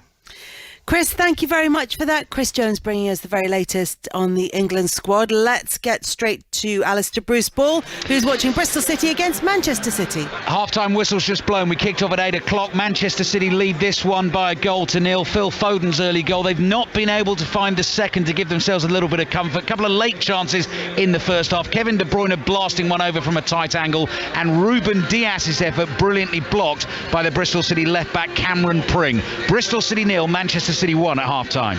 Ali, thank you very much. And half-time, or at least close to it must be Aaron Paul at Kenilworth Road. It is half-time. Luton 0, Millwall 1. The home side have been dominant in the first half, but going behind that due to a mistake from their goalkeeper Ethan Horvath as he let Zian Fleming's 4th minute strike through his hands. After that, it's all been Luton. Elijah Adebayo and Pelly Ruddock have spurned chances, with the expectation of the home supporters very much audible in the first half. Remember, Kelly, the winner of this one goes 4 points clear of Norwich inside the playoffs. At the break, Luton 0, Millwall 1. Thank you, Aaron. Elsewhere, Brentford striker Ivan Toney is facing a lengthy ban after accepting that he broke FA betting rules. He's appearing before a disciplinary panel where he's charged with over 200 breaches. He's admitted some, but is contesting others. Chelsea's Thiago Silva is likely to be out for a while after suffering knee ligament damage in their 2-0 defeat at Tottenham on Sunday. And West Ham goalkeeper Lucas Fabianski may need surgery after fracturing his cheekbone and eye socket in their 4-0 win over Forest on Saturday. England's men lost the second test against New Zealand by a single run in Wellington. That's ended the series tied at 1-1. Katie Taylor's world title rematch with Amanda Serrano in May has been postponed after Serrano picked up an injury. And UK MPs have asked Formula One to create an independent inquiry into the links between Grand Prix and human rights violations ahead of this Sunday's season opener in Bahrain. So we're up to date with all the half-times and all the various kickoffs and up-to-dates that are taking place this evening. 7:45 kickoff at Craven Cottage, which means not long now until we get underway for the second half. Fulham are leading Leeds by 1-0. Fantastic strike from Palhinha is the difference, but Leeds United have had so many chances in that first half. This tie is far from over. Taking you through the second half, Scott Minto and John Murray. Thank you, Kelly. Yes, welcome back to Craven Cottage, everyone. Fulham leading 1-0, and the familiar scene here at the Cottage of all of the coaches and substitutes walking diagonally across the pitch from the Cottage, which is to our left, and all of the Leeds players were out first in the very dark grey or black shirts, goldy yellow shorts and black socks, and now Fulham are out there as well, white shirts, black shorts and white socks. Fulham are going to play from left to right in the second half towards the Hammersmith end, and even though Marcus Silva made 7 changes to his starting lineup, it is Fulham who are leading by 1-0. The team 6th in the Premier League against the team that is 4th bottom, and almost all of those stragglers have now made their way across the pitch. Still, we're ready for kick-off, but I've got time to run you through the teams. Fulham with Rodak in goal, Cedric Suarez, Tosin Adarabioyo, Tim Ream and Anthony Robinson, the back 4, Palhinha, the goal scorer, and Lukic, Pereira, Harry Wilson on the right, Solomon on the left, and Mitrovic through the middle. And Leeds with Meslier in goal, Ayling, Christensen, Koch and Firpo, McKennie, Adams and Roca, Somerville and Onyonto in the wide areas, and Jorginho Rutter through the middle. Rutter saw a header drop against the foot of the post at the end of the first half, and as I suspected, Leeds United's supporters, as Leeds get us underway for the second half, Leeds fans feeling very strongly that the goal that was disallowed early on in the match, Rutter put it into the net, disallowed for a foul, a push on Harry Wilson. Leeds fans very upset about that, feeling that the goal should have stood. Here is Onyonto as Leeds attack towards the stand where all of their supporters are, to our left. Ball cleared away on the edge of the area, up towards Mitrovic, who is falling over, and so Leeds have got it back inside their own half. So, Scott Minto, what do you think lies ahead? Well, when you said the Leeds fans, and I'm sure he represents all the Leeds fans, a friend of yours texted you, didn't he, to say, yeah, not happy about that. It definitely wasn't a push that should have been allowed. What lies ahead? Well, look, if it's anything like the first half, first of all, a really good game of football to watch, a really interesting one. And as I was saying to Kelly at half-time, one bit of magic has separated these two sides, but Leeds can count themselves very unlucky to be losing right now. They're very dangerous on the counter-attack. I think that's something that Fulham and Marcus Silva would have been talking about at half-time. As I say, I said at the start, this could go all the way. I still think it could. So we're watching from round about halfway up the Johnny Haynes stand, which is pretty full. Ball played through for Leeds through the middle for the run of Rutter, but overhit centrally by Adams, and goalkeeper Rodak can come out and gather it, which he does. So still one or two people coming back to their seats, lots of woolly hats down in front of us. It's actually, with it being such an old-fashioned stand here, it's actually a viewpoint that we very rarely have these days to commentate from, at this sort of position and so close to the action. So it does feel rather different, and lights brightly on as Ream passes it to the halfway line, and then Mitrovic back centrally, over the top it goes, but cleared away by Robin Koch on the edge of the penalty area. Then Roca stabs it forward, left-footed, bounces for Somerville on the right-hand side, gets his foot on it, plays it in field. In McKennie with a challenge, but also a good challenge for Fulham, who've won it back, and now it's played forward by Solomon to Harry Wilson, left-footed ball from him. That's a nice ball into the path of Pereira on the left-hand side, into the penalty area, now cuts back onto his right foot, still going, square from him, slightly behind Wilson. Wilson tries to work it onto his left foot, the challenge comes in on him from Adams. Fulham still in possession though, bounces out here to the right-hand side to Cedric Suarez, starting for Fulham for the first time tonight, and then back to Ream in the centre circle. Threatened to open up there for Fulham, but Pereira wasn't able to take full advantage. And now Robinson stretching, might lose out, he does, and so Leeds have got it.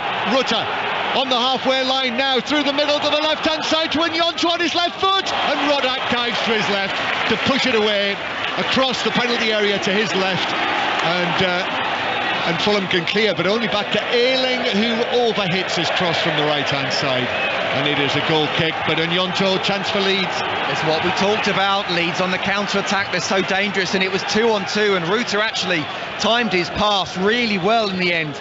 It was Onyonto down the left-hand side, The ball perhaps was a little bit too far to the left, so he felt he had to strike it first time. It was a really good strike on his left foot, and that's a wonderful save from Rodak, diving down to his left.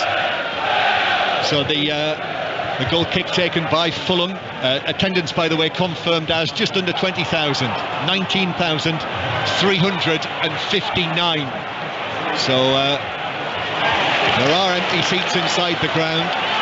And Fulham now being roared on by their supporters because Cedric Suarez has taken it a long way down the right wing. Harry Wilson receives it. Cedric Suarez then turns and he tries to cross, but blocked by the defender. Adams was back in there, and Leeds through Nyonto, who's just had that chance, actually goes back into to Roca near the edge of the box, and he's able to bring it forward, and with his left foot sends a crossfield pass that Somerville on the stretch can't get a touch to, and Fulham have a throw halfway inside their own half. Yeah, it's unlucky, right idea. And again, we talk about individual battles. I'm really liking that one with Robinson and Somerville.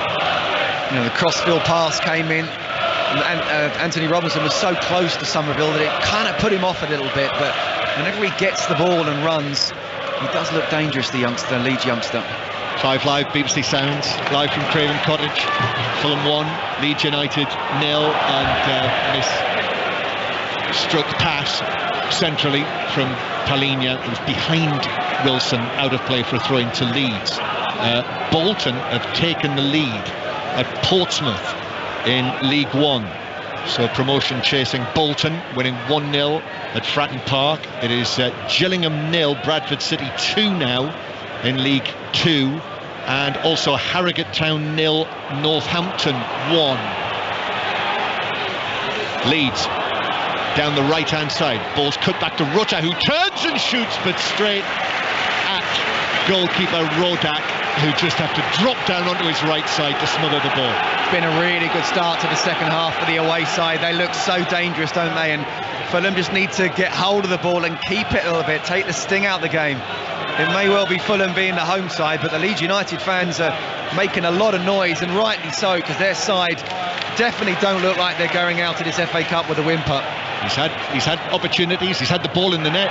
Jorginho Rutter, the 20-year-old who was signed from Hoffenheim in January for a deal that could be worth £36 million, a Leeds United record. French under-21 international he is, yet to get off the mark. This is only his second start, but had the opportunity there, and I know that Leeds United supporters wanted to see him get an opportunity, and he has here. Yeah, they like him already. They've seen what he's capable of, and we can see what he's capable of. He's tall, he's strong, he's quick, he can run the channels, he's got a good touch.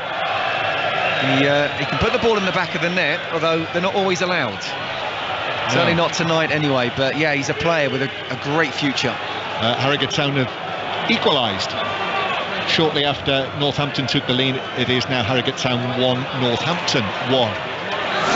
So 1-0 Fulham lead, and there's been another goal in the 7:30 kickoff at Leicester. Chris Coles. We have a game on our hands now. 1 back for Leicester, scored by Kelechi Iheanacho, sent on to get a goal. That's exactly what he's done, turning in Barnes' low cross. Leicester 1, Blackburn 2, 68 minutes. Another chance for Leeds here, another chance for Rutter, right side of the penalty area. Had a lot to do there on his left foot and shot rather wildly over the far top corner. Well, actually he did really well, because he just went past one player, managed to stay on his feet, and then in that situation, okay, he's falling, he's a little bit off balance, but he's still got to try and hit the target there. But he is a threat, isn't he? He is, yeah, quite solidly built. Curly hair, dyed blonde on top, big shoulders. Ball out of play on the halfway line. It's caught a whole gaggle of Fulham fans down there, excited to get a touch on the match ball, and the throw-in's taken by Leeds back into their own half. So still 1-0 Fulham lead. So still Brighton, Blackburn and Manchester City in front in those matches. The other 4 matches tomorrow night, Sheffield United Tottenham will be what you're hearing if you switch on 5 Live this time tomorrow, and also 2 big Premier League games will keep you across. Arsenal against Everton and Liverpool against Wolves tomorrow night, as Leeds with Ayling, who wins a throw-in off Robinson, so throw-in to Leeds halfway inside their own half. And Ayling will take this. The Leeds United supporters, there must be 3,500, 4,000 of them in there. Yeah, it's full, isn't it, that end? And boy, are they making some noise. So another throw is won by Ayling over on the far side. Recently became a father again, I hear. And Ayling takes the throw to the halfway line. Somerville with a touch. Nyonto tries to get there, but it bounces for Fulham, and then there's a little shove on the back of Lukic by Ruta, and it's a free kick to Fulham, 15 yards inside their own half. So with all of the changes that were made, there are certainly options on the bench for the two managers. Jack Harrison for Leeds, Aronson on the bench as well tonight, whereas Fulham, Marco Silva has got Willian on the bench. Dicordova-Reid also among the substitutes tonight. Yeah, I don't think Javi Gracia needs to do anything. Leeds have been superb, and sometimes making a change, it can make it a little bit more disjointed. If anything, it's Marco Silva. He might just be thinking he needs to tighten up the midfield. But Fulham, Robinson steps forward. Then it's swept forward by Mitrovic. Out to the right-hand side. There's space here for Wilson. He's onto the ball, approaching the area. Left-footed cross to the back post. That is headed away by Robin Koch for Leeds. Comes out for Fulham on the left-hand side. In comes the cross looking for Mitrovic, but that was well won by Christensen actually against the Fulham top scorer, and that's a misplaced pass forward by Cedric Suarez, but Fulham are fortunate in that they've been able to get the ball back on the halfway line, and then Robinson might have been fouled there. He was. So it's a free kick to Fulham. Somerville just stepping in against them. As we've said, it's been quite a tussle that, and it's a free kick to Fulham, and they'll just probably slow it down a little bit here. Yeah, that's exactly what Fulham need to do, and they were a little bit lucky that Leeds gave the ball away, because again it was another one of those positions where they could have been a 3-on-3 and even a 2-on-2. Quite finely poised still, this, even though Fulham have got the advantage. And Fulham go back into their own half. We're going back to Leicester. What's happened, Chris Coles? Well, Blackburn thought they'd restored their 2-goal lead. Sammy Smodic's racing through, finished nicely, but then the flag went up, checked by VAR, and it was offside. Still Leicester 1, Blackburn 2. If you're in your car, that's actually on the television tonight on the iPlayer and on the red button, whereas this match is on BBC One. Cedric Suarez crossing high across the box. That's headed away by Ayling, bounces out into the full-back area. It's taken down by Solomon. After his recent goals, he's back onto it now! Solomon! He's done it again! And he makes it 2-0 to Fulham, and that's another super goal! 4 in 4 matches, and Fulham are right on top now, 2-0 against Leeds United, and that was another special goal from Manor Solomon. Well, again, I think we have to say it's against the run of play. It's Leeds who have been the better side in the second half. But we have seen 2 wonder strikes, and it's difficult to know which one's the best. I was just thinking, actually, that the centre-backs of Leeds have dealt with Mitrovic really well. But it was a 1-2 with Solomon. We've seen that already a few times now, haven't we? In the last few games of him picking up the ball on the left-hand side. He played a little 1-2 with Mitrovic. And then once he's inside on his right foot, someone has to stop the shot. They didn't do that. And Meslier, again, his height is not helping him at all, because it's aiming outside, it's curling in, it's hit the inside of the side netting. That's a massive goal for Fulham in the context of this tie. Because I felt that at that particular moment, if there was going to be another goal, it would come from Leeds. That's some goal in front of the Hammersmith end. They absolutely love that. And the goals that he scored, I mean, it's like his tap-ins, does he? He does not. It's like a show reel, the 4 goals that he scored. And as Motti said, that famous commentary when England beat the Germans, it is getting better and better and better. It feels like every goal that he scores is a step up on the one before. Absolutely. That was very like the one on Friday night here against Wolves, wasn't it? And you can say for the Fulham fans, it's getting better and better and better this season, can't you? 6th in the Premier League, and right on course now for the quarter-finals of the FA Cup. So Stoke 0, Brighton 1, Leicester 1, Blackburn 2, Bristol City 0, Manchester City 1. Which one of those shall we check in on now? Ashton Gate, Alistair Bruce Ball. Second half just underway. Bristol City 0, Manchester City 1. Manchester City have had to make a change in goal. Stefan Ortega, we think, picked up a hand injury in the first half. Ederson thought he was getting the night off. He's not. He's out there between the sticks. Bristol City have made a change as well. Right back George Tanner's come off. Andreas Weimann is on. Bristol City 0, Manchester City 1. Thank you, Ali. Fulham 2, Leeds United 0 then. Mano Solomon having just scored his 4th goal for the club, and that is 4 in his last 4 appearances. It's a very hypothetical question, but where would Fulham be in the Premier League if Solomon had been fit all season? Well, good point. And this is his 11th appearance, only his 11th appearance. There's a foul there by Lukic and Roca, free kick to Leeds halfway inside their own half. Remember, he's on loan from Shakhtar Donetsk, so that move was sorted out, you know, with obviously the problems that Shakhtar Donetsk are experiencing with the ongoing war. So he moved on loan, but then picked up a knee injury. But having been brought on as a substitute and scored in the 3 previous matches, I did wonder tonight. I wonder if it'll be different when he actually starts the match. But no, I agree. He's been really bright. Sometimes that is the case, and I'd be surprised if he goes the whole 90 minutes as well. He still needs to be managed physically, but boy, can he. You know, again, I remember playing with Ruud Gullit, and under Ruud Gullit, he said, I just wanted to do 2 special things in a game that change a game, and he's certainly moments, he's got that special bit of skill. As Leeds come through the middle, McKennie on the edge of the area tried to lay it off, but it bounces back to Fulham. They're in charge now, they're in control with Solomon taking the ball away. He must feel like, I was going to say $1 million, $100 million, the way that things are going for him now, after all of those months of frustration. And then Tosin bringing the ball forward, but then overhits it all the way through for a goal kick. But there's no question, you know, the circumstances are, of course, they're terrible circumstances, but Fulham have ended up with a very, very good player as a result. Yeah, if you go back to Tommy Trinder's time, then maybe $1 million would have been a really lot of money. But yeah, probably almost 20 million, 30 million now. But it's going to be interesting to see what happens, isn't it? You know, the way he's playing, if he carries on playing like this at the end of the season, will it all be done permanently? An hour played here at Craven Cottage.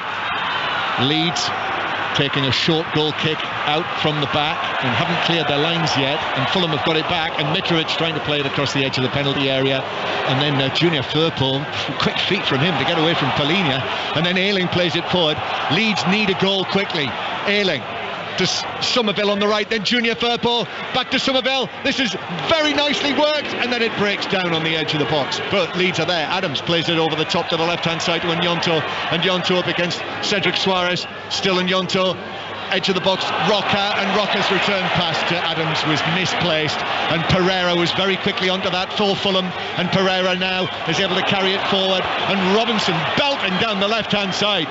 Robinson gets there first, he angles the ball back, Pereira on the squelch, now Wilson to the right of the box, Mitrovic left-footed shot deflected, defender was there, comes off the shins of Roca and squirts away, not far wide, to the bottom corner actually, for a corner. Well, we've been used to seeing Leeds go on the counter-attack and then create an opportunity. Fulham did just that. Anthony Robinson down the left-hand side, absolutely brilliant play, cutting it inside, one-touch passing, and then I thought actually Mitrovic might have taken the shot first time. He didn't. In the end, it was well blocked. Well, it's a corner. It's a corner here that Fulham are about to take. 2-0 up. Get another goal now, and that has to be it.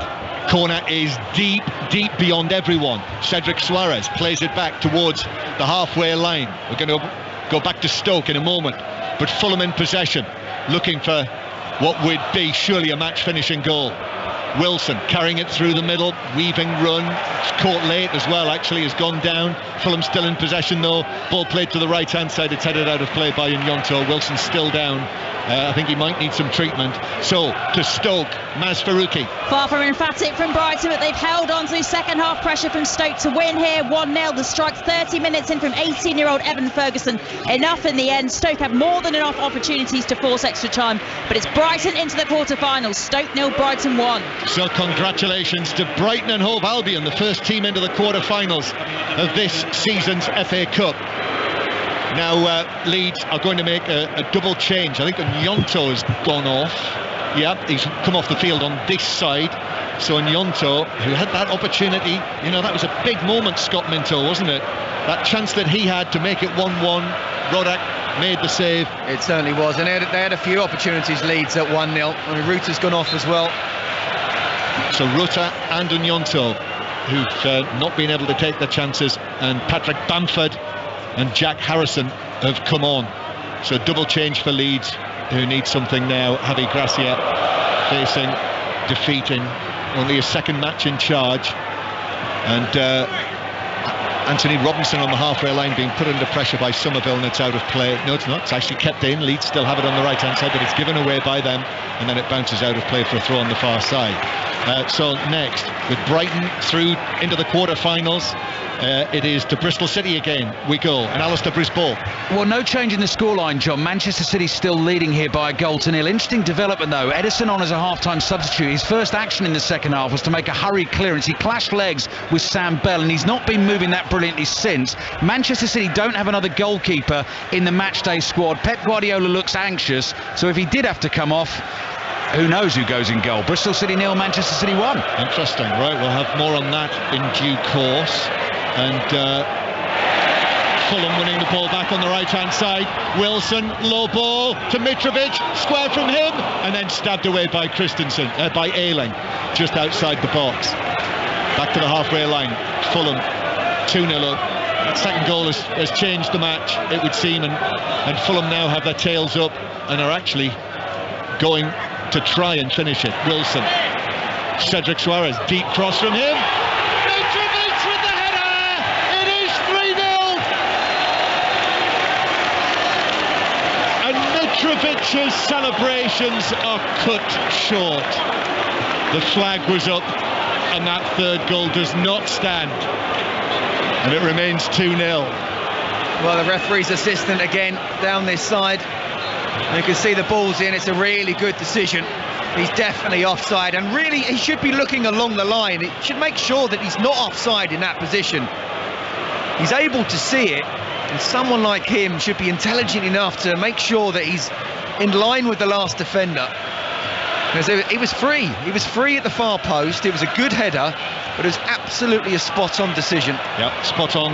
Natalie Espinal, the assistant, and as you say, Scott, for Mitrovic to be in an offside position now was not great. That's given away centrally by Lukic. Leeds bring it forward to Harrison. Harrison might have been fouled. Rocker though falls to him. His ball across the penalty area deflected up onto the head of Ream, who heads it away. And Wilson again looking for a free kick there. Doesn't get it this time. Firpo. Harrison for Leeds on the left-hand side. Harrison still going near the corner flag. Wins a throw-in for Leeds United. In the Championship, still Preston 0, Coventry 0. But at Kenilworth Road, Aaron Paul. Just minutes after Luton hit the crossbar, Millwall go down the other end and double their advantage. Luton 0, Millwall 2. Great move started and ended by Tom Bradshaw. 5 in 4 for him. He flicked the ball to Honeyman off the right. Honeyman across the face of goal, and it was an easy tap in for the Welsh striker. Luton 0, Millwall 2. In League 2, Wimbledon were leading 1-0 against Stevenage, but they have turned it round. It is now Wimbledon 1, Stevenage 2. It is Tranmere 1, Crawley 0. Struggling Crawley 1-0 down as Fulham play it forward. Wilson trying to race onto it, but Meslier was out of the penalty area, the Leeds goalkeeper, to clear it away. And promotion chasing Derby County now 2-0 up on Cheltenham in League 1. So 2-0 Fulham, and Alexander Mitrovic, the latest player in this match. Is that 3 now who've had the ball in the net at various stages, and goals have been ruled out? Certainly 2 of them, absolutely the right decision for offside. Absolutely, and your Leeds mate, amongst many others, was saying that wasn't the push. Yeah. That was a big decision, wasn't it? But I just felt, out of all the goals that have been disallowed, Mitrovic should be in a position, again, football intelligence, looking across the line. The ball's coming in. There was no pressure on that cross, so he was able to get himself into a position where he could be onside, run onto it, and it would have been a free header. And after that, with Fulham leading by 2-0, and Mitrovic having just come back after a thigh problem, missed the last couple of matches, he's going to be important for them. He'll be important in the quarterfinals. of the FA Cup. Coming on number 30, Carlos Vinicius. And Carlos Vinicius, as you heard, on loan from Scott's old club, Benfica. The former Tottenham man, I remember very well, because I'll never forget it, watching him score a hat-trick at Marine for Tottenham in the FA Cup, as Pereira thought he was fouled. It's cleared away, then Vreem absolutely larrups the ball left to right, and Wilson does well actually to stop it going out for a goal kick, puts it out for a throw. I'll never forget it, Scott, because that was the only commentary I've ever done from behind one goal at Marine. How was that? Was the hat-trick close to you or down the other end? Fortunately, he scored all 3 goals down at our end. Just as well. Yeah. As Fulham lead Leeds by 2-0. I don't think Clinton Morrison's ever completely recovered from that either. Who's with us? Here is Bamford now through the middle, but it bounces back, and Robin Koch on the edge of the box. In fact, he's brought it back for a foul on Thompson on the halfway line. Foul and a free kick to Fulham. So Brighton are through. Blackburn are not far away from going through. 7:30 kick-off there. I don't think that'll go down well at Leicester if they, recent cup winners, get knocked out of the competition tonight by Blackburn of the Championship, and Fulham, it would seem, will go through. Leeds just need to get a foothold in the game. Might look different if they're able to get a goal. There's been another goal in the Championship at Luton. Aaron Paul. Luton have pulled one back. Luton 1, Millwall 2. The initial effort with the ball from the left-hand side, smashed in towards goal by Cody Drame. The deflection and the rebound popped home by Elijah Adebayo. Luton 1, Millwall 2. We've got just under a quarter of the match to play here. So, in theory, there is time for Leeds.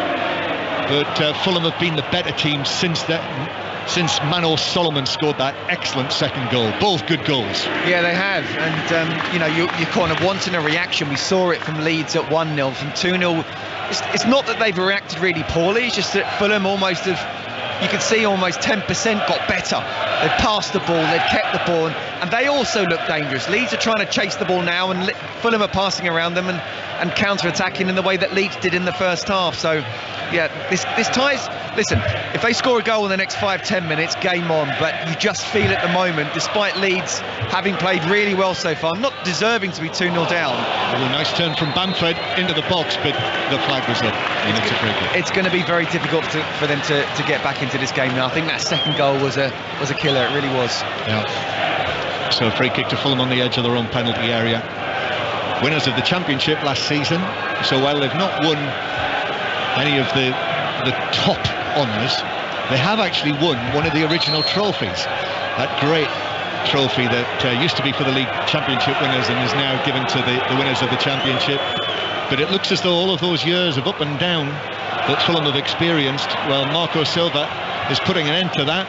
They're going to be, they're pushing for Europe and looking for a place here in the quarterfinals of the FA Cup competition that they've never won. Here on the right-hand side, Wilson back to Lukic. Then Wilson chips it over the top for Lukic in the area. Lukic gets it down, tried to angle it back. It bounced off the defender back to him, and then Leeds are able to scramble it away through Koch on the edge of the box. Robinson now tries a shot. That's blocked by a defender, which took it wider of the goal. And it's a corner to Fulham from the left. And now it looks like if it's going to be another goal, it's going to come from Fulham. That second goal was really lifted them, and they feel they can really put this tie to bed and go on and score a third. They're not trying to, do the game management. They're not trying to sit in and say, okay, we're well organised and break us down. They're going for it. Down in that far corner, Pereira just leaning forward and placing the ball in the quadrant and waiting to take this, just slightly down that little slope, and then up he comes, right-footed. He set that very high. In fact, he's overhit it. Ream did well, Tim Ream, to keep it in at the far side of the penalty area, and then Ream is forced back towards the halfway line, dived in on Adams, might have been a free kick, it's not given, and then Robinson overhits his ball through, and that wasn't the best piece of play that we've seen all night. Goal kick. First of all, what a touch from Tim Ream. I mean, that corner was so overhit, great touch, and secondly, it was a foul. Adams got in front of him there. It's a very clever foul. The referee didn't even see it as one, so Fulham got away with that one, because Adams would have been almost a one-on-one situation. Another member of that US World Cup squad is coming onto the field, Brendan Aronson, straight swap, replacing Mark Rocker. So that is 3 changes for Leeds now. Fulham have just made the one, haven't they? Yeah, Mitrovic coming off. And I agree with that one as well. Aronson, who obviously played at the weekend, he is more of a number 10. Pereira's won the ball back from Christensen. Leeds unable to play it out from the back. And now here is Solomon running away from the penalty area, back towards the halfway line. Gets a 1-2 with Palhinha. Pereira's still out there. Flicks and tricks now. You can hear the reaction from the Wolves, from the Fulham supporters, cheering every touch now. It started with that flick from Pereira, who likes a flick, and now Wilson flicked it outside of his boot, and then a poor flick from Lukic straight out of play for a throw into Leeds halfway inside their own half. 15 minutes to play, and Fulham sitting pretty. In the Championship in Scotland, Dundee 0, Partick 2 is the latest score. So Dundee second in the table, behind Queen's Park. They're 2-0 down at home. Also Barrow 1, Salford 1, an equaliser for Barrow in League 2, and Portsmouth have equalised against Bolton. It's 1-1 in League 1. Portsmouth, recent FA Cup winners, or in the not too distant past, certainly since Tommy Trender was sitting here. But we were actually talking about that at the weekend, looking at who the last English manager was, with Eddie Howe obviously had the potential at the weekend. The last English manager to win one of the major trophies in this country, and indeed it was Harry Redknapp when he won the FA Cup with Portsmouth. So 2-0 here. The Portuguese manager has got the edge over the Spanish manager, who is facing what would be his first defeat in his new job, the former Watford manager, Javi Gracia. Let's go back to Leicester and Chris Coles. Blackburn just have 6 minutes of stoppage time to negotiate, and if they do, they're into the quarter-finals of the FA Cup. They lead Leicester of the Premier League by 2-1, but Leicester throwing everything at a resilient Blackburn defence. Could be 6 long minutes for Yondal Thomason. Leicester 1, Blackburn 2. Here Leeds trying to make inroads with Harrison into the area. Right foot shot, he's got right underneath it, and he's landed it over there in amongst the Leeds United fans. Goal kick. He needs to ask Manor Solomon what do I do when I cut inside on the left of my right foot, because that was about 10 yards over. You could have put another goal on top of that and it still wouldn't have gone in. So goal kick to Fulham, who Leeds aren't returning the ball, so they've got to produce another one from the far side, over on the riverside of the ground. Had a little walk around there, Scott, to have a look at close up at the back of the new stand. Very, very impressive. They've got great plans for it. You know, there's a facility with events and a rooftop balcony as well up there as well, and health facilities. You're becoming a member, are you? I think that's out of my league. Christensen playing it to the halfway line, and then Aronson now to the left-hand side. Harrison is there. Harrison running at Cedric Suarez. Harrison to the edge of the box, into the area now on his left foot, chips it across, a stretch by Rodak, and Robinson got a foot up to clear it away. It comes out to Aronson, who volleys it wide. But Ayling was in there diving for the ball when Robinson cleared it, and he did get his foot to the ball. He cleared it, and I suppose Ayling was diving down at the ball, but Fulham survive. Yeah, absolutely. Ayling's got his head down a little bit, and because Robinson's put his foot up, he's trying to claim there's a bit of contact there and it should have been a foul, but it wasn't. It was Robinson certainly within his rights to do that, but that's the opportunity straight after that. Robinson kicks the ball in the air, and Aronson, listen, it's not easy because it's come down almost to his snow on, and it's a volley, but he's 12, 13 yards out, right in front of goal. Get that on target. And I'll tell you what, I think Rodak's beaten. Yeah, it's not happened for Leeds United tonight for a combination of reasons. And ultimately it's the finishing, John. The play has been very good, and the counter-attack, and they've got themselves in opportunities. They've been unlucky, obviously, with goals disallowed. They've hit the post as well. Said that a few times this season, haven't we, about Leeds? Yeah, I was at Elland Road just the other week, the Manchester United match. That was part of that story that day as well. Manchester United scored the 2 late goals. Now Leeds coming forward again. Aronson up to the edge of the penalty area. Harrison on the left. Harrison pulls it across. Poor clearance by the goalkeeper. McKennie with a shot. That's blocked. Still in the area. Then Aronson turns it. Goalkeeper's in there. And it bounces right across the face of the 6-yard box and beyond the far post. And how that didn't end up in the back of the Fulham net, I'll never know. At the end of the night, John, if Leeds don't get to score a goal, I will never know how it will have a 0 against their name. They have been so good going forward, and yet to stick the ball in the back of the net, they've just not quite been able to do it, and for it to be allowed as well. It's pinball in there, it really is. And in the end, Fulham scrambling, and so lucky. It's Tim Ream who gets the kick against McKennie, and it comes off McKennie, who even before he actually goes past the goal line, realises he's not going to hit the target. But a lot of the people in this stadium, including ourselves, weren't sure which way it was going. Leeds definitely deserve a goal. If they get one within the next couple of minutes, they'll still think they can take this to extra time. It was actually a poor flap, wasn't it, by Rodak, the goalkeeper, in the middle of that caused the panic. Leeds coming forward again. Somerville left side of the area, but 2 defenders are on him this time. Looks like they've had a word with themselves after that last period of music hall defending, Tommy Trinder might have called it, and it's deflected behind for a corner to Leeds from the left. But I think the closest they came in the middle of that was when McKennie actually with a shot that was blocked by Ream inside the area, so it was almost a clearance off the line. And those Leeds fans standing, rows and rows and rows of them up towards the back of the stand, watching Harrison take this corner to Aronson. And now in from Junior Firpo, and a glancing header from Bamford, which is kept in actually by Christensen on the far side. He plays it back across, deflection at the near post from Robin Koch, which took it up and over the near post and behind. And there is another chance, goes begging for Leeds and doesn't end up in the net. Yeah, short corner in the first place, and the ball was whipped in. It was a really good touch from Bamford, but no one's reading that second flick. As Christensen has the ball, he tries to whip it to the near post, and it just comes off Koch. He's not able to keep it down, and Fulham can breathe again. Fulham now making another couple of changes, and it's the other 2 members of the front 3 who are coming off. So William coming on to replace Mano Solomon.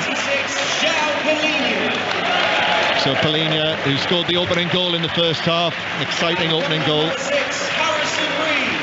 And Harrison Reed also coming on, so it's a triple change. And there's the cheer for Mano Solomon.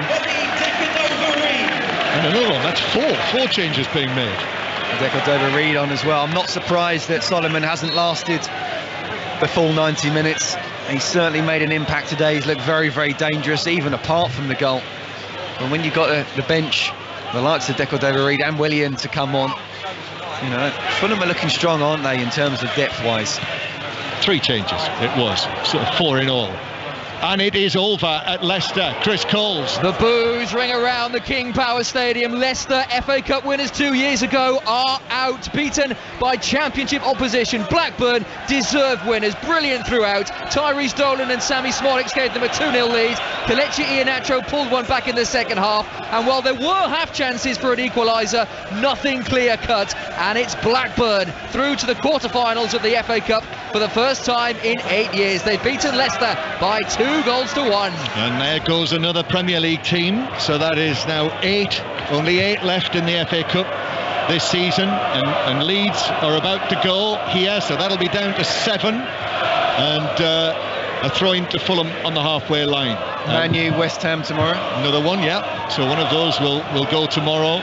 All of these midweek FA Cup 5th round ties. I very much hope, by the way, that once we get back to, in inverted commas, normal next season, that the FA Cup 5th round will be back at the weekend where it should be, but just not enough slack this season. That's why midweek, and and also extra time and penalties on the night if needed. Wimbledon 2, Stevenage 2, so they've levelled it up at 2-2. Dundee have got a goal back in the Championship in Scotland. Dundee 1, Partick 2, and now Portsmouth leading Bolton by 2-1 after Bolton were 1-0 up. Still Preston 0, Coventry 0 in the Championship. That must almost be over. Back to Bristol City, Alistair Bruce Ball. 20 minutes to play. Bristol City have just had a chance, difficult chance. Young Sam Bell in the middle. It was Alex Scott who kept the ball alive down by the byline. Andy Wyman whipped the cross in, and at the near post, Sam Bell just couldn't sort of contort himself to get the header on target. They've got Manchester City under a bit of pressure at the moment, but it's Manchester City who still lead by a 1-0. Fulham on the attack, 2-0 up, Kale's up. Robinson on the left-hand side, but Ayling is able to get in there and clear it away. Kept in play though. Harrison Reed, who's just come on into the midfield, he's been a really steady presence, hasn't he? Harrison Reed this season, done very well in the Fulham midfield. I think having Paulinho coming alongside him has given the ability to kind of get forward and be the box-to-box player that he can, rather than just sitting in there all the time. And yeah, he's been able to make assists, he scored a few goals, as well as being the excellent passer that he is. Yep, first goals for the club this season. Here's Willian, FA Cup winner in his time with Chelsea, into the box, wins a corner, and it's out of play for a corner to Fulham, who lead 2-0, just 5 minutes or so left. And to be honest, it seemed like a vain hope that Leeds were going to be able to get back into this, but I think with that last flurry that they had, and so many chances, doesn't end up in the net. They needed to score then, didn't they? Needed to score then, and also I think it probably makes them think, you know what, it is not going to be our night tonight, which started right at the start of the match when that goal was ruled out. Cedric Suarez tries a shot, which was dipping, and Melia dealt with that well. That was a tricky one. Whether it took a little touch in there as well, but it was certainly wobbling. I think it was the dip that really sort of caught Melia out, and it's a really good strike as well. Again, 20 yards out, 25 yards out. It spills it a little bit, but as goalkeepers all do, practice all the time, getting up quickly, jumping on it. So Fulham leading by 2-0. Two excellent goals. Polina in the first half, Solomon in the second. If you rush, you'll see them on the television later on BBC One, or you can find them on the BBC Sport website and app. And of course, all of the reaction to the FA Cup in the morning on the 5 Live Football Daily podcast from BBC Sounds. Leeds in possession inside the Fulham half. Ball played to the little figure of Jack Harrison down in front of us. Now Aronson centrally. Somerville is there on the edge of the D. White shirts back in number for Fulham. Somerville's found Harrison. Harrison's deep cross. Ayling plays it back across, and Reema's there in the 6-yard box again to clear it away. Still haven't got it out of the penalty area. McKennie with a flick. Here's Adams, shoots low and across and beyond the foot of the left post, and there goes another one. Well, again, I think Tim Ream might be checking his passport again and just seeing if he is 25 rather than 35, and Pep Guardiola can give him a call, because his positioning is so good. I mean, look, you can see that Rodak was beaten there. The ball to the far post. Ayling does really well by bringing it back in, but just his positioning is, again, comes with the experience that he's gained over the years. It's a really good clearance. To Bristol City, Alistair Bruce Ball. Manchester City have the 2-goal cushion they've been searching for. Phil Foden's got another class again from Manchester City. Kevin De Bruyne has not quite been at his best tonight. Beautiful pass though, this time into Nathan Ake. He found Julian Alvarez. Foden has switched to the right since Grealish has come on for Mahrez and been on the left. Foden popped up, one sure touch and swept it into the bottom corner. Bristol City 0, Manchester City 2. I think Manchester City are going through to the last 8. Yes, thanks Ali. So Brighton are through. Blackburn Rovers are through. Looks like Manchester City are going through, and Fulham are going through here. No extra time at all required tonight. And Fulham, here's Decody Dover-Reid, just down in front of us, winning a throw-in off Harrison. Again, it was Tim Ream just getting in the right position. They're giving the ball away for him in a dangerous position. He just comes across and just nips in. He doesn't have to tackle sometimes because you read the situation. Steps in, and he's a really good passer of the ball as well, isn't he, Tim Ream? Yeah. As I mentioned earlier, it's the first match he's played in any of the cups this season, but it's his 26th start. Here he is again. The 35-year-old plays it back to goalkeeper Rodak, who's able to clear into the centre circle. And actually, I remember watching his debut in England, Tim Ream, when he first of all came to Bolton back in 2012, and that was an FA Cup tie at Millwall. And I remember it, Graham Taylor. I was commentating on the match with Graham Taylor, watching him. It seems like a very, very long time ago now. And he's really made an excellent career in England. Ball up towards the halfway line, Vinicius. Now Pereira, couldn't find the pass to decode over Reed, but Vinicius is going to take this on, taking it strongly up towards the edge of the box, but Robin Koch was running with him, and so strongly that he pulled over Robin Koch, and it's a free kick to Leeds on the edge of their own box. 2-0 Fulham lead. Yeah, he just needed to keep that on the right-hand side, but because he's left-footed, it was always opening himself up for Robin Koch to just come in, and once the defender got in front of him, he just pulled him down. Well, it's a feel-good place, isn't it, this season here? Football at Craven Cottage, the new stand almost finished.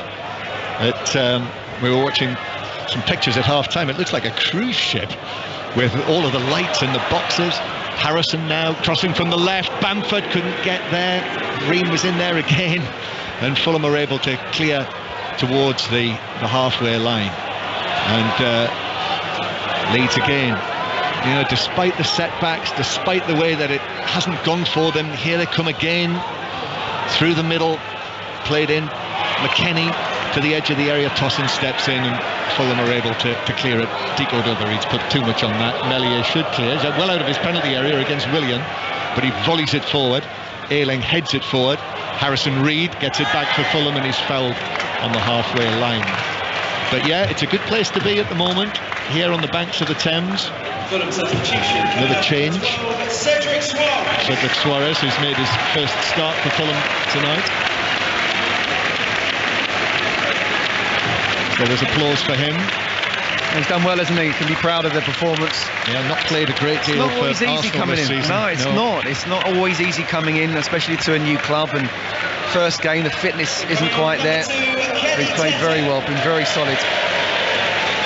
So it is the regular fullback, Kenny Tete, the Dutch international. 2 minutes of added time, and then Fulham will be confirming their place in the quarter-finals of the FA Cup for the first time for 13 years, when they played Tottenham under Roy Hodgson, went to a replay, and that was it. You could argue this is the best Fulham side since then as well. You can, most definitely. And Fulham go all the way back to goalkeeper Rodak. Yes, lots of football played alongside the Thames. I was the other week at the old Medonians Football Club, one of the amateur clubs. They play next to the civil service play there as well, just very close to the River Thames. Here is Aronson on the right-hand side. That night, I said to them, I'll wear your club tie when I go to Fulham in a couple of weeks' time. So that's what I'm doing tonight. The old Medonians club tie. Right? Yes. Here's Firpo on the left-hand side. Here's Harrison cutting in field, stabs it into the box. Junior Firpo goes through the challenge. Tossin, put in the tackle. He got enough on the ball, and even though Firpo got past him, Fulham were able to clear it away. And now Harrison again into the box, but falls on the edge of the penalty area as he loses it. Comes out though to Somerville. Right foot shot, curls. This one's wide of the foot of the right post. Well, normally they've been pulling it to the left post, this time to the right, but I'd love to have another look at the run from Firpo as he gets into the box. It's Harrison who gets in there first. Did you think it might have been a case? I couldn't tell whether there was enough, because there were so many people around the situation. What I would say is I don't think there was enough Leeds United players to actually, run towards the ref and say that was a definite foul. So you would think that there probably was enough contact, but I still can't get over, John, how Leeds haven't scored tonight. In fact, goals. Wimbledon 2, Stevenage 3, and there is the full-time whistle. And Fulham have beaten Leeds by 2-0. And excellent goals, 2 excellent goals, one in each half. Palhinha from somewhere between 25 and 30 yards out in the first half. I think the better of them, Solomon, in the second. Brilliant finish, 4 in 4 matches for him. And that's the difference. but Leeds will feel aggrieved that they had a goal ruled out early in the match when it was still 0-0, and then just couldn't get the ball in the net. Scott Minto. No, well, they got the ball in the net twice, both were disallowed. They hit the post right in the half time. Unfortunately, it bounced out, not in. Second half, they still had lots of chances. I mean, really, they probably had about 5 or 6 really good opportunities to score. But again, that's probably Leeds United this season. Performance good, just not able to do what you're supposed to do, and that's stick that round thing in the net. I think Javi Gracia can take a lot of positives from tonight, but ultimately they're out of the FA Cup, and now it's a battle to stay in the Premier League. Battle for Leeds at the bottom end of the Premier League lies ahead, but for Fulham, all of these Fulham fans around us here in the Johnny Haynes stand, they surely will be thinking this season, way up there in the Premier League, the FA Cup, why not Fulham in the FA Cup this season? John, they must be pinching themselves what they've seen so far this season, but why not? Why not dream? No one really expected it. You know, you're thinking Fulham going up again, that yo-yo club. If they can just about survive, then that would be a really, really good season. Forget about the Cups. But look, I'm not going to say they can... Maths will tell you they can finish top 4. I'm pretty much saying I don't think they will, but they can definitely finish in the Europa League spot and go to Wembley in the final of the FA Cup. What a fantastic season this could be. Well, thank you, Scott Minto. I'll take from tonight your advice from Ruud Gullit to do 2 special things in every match. We saw that tonight, didn't we? We saw 2 special things, and those special things won it for Fulham by 2-0 against Leeds United. Kelly. Thank you very much, John Murray and Scott Minto. We'll be back at Craven Cottage very shortly. Meanwhile, it's...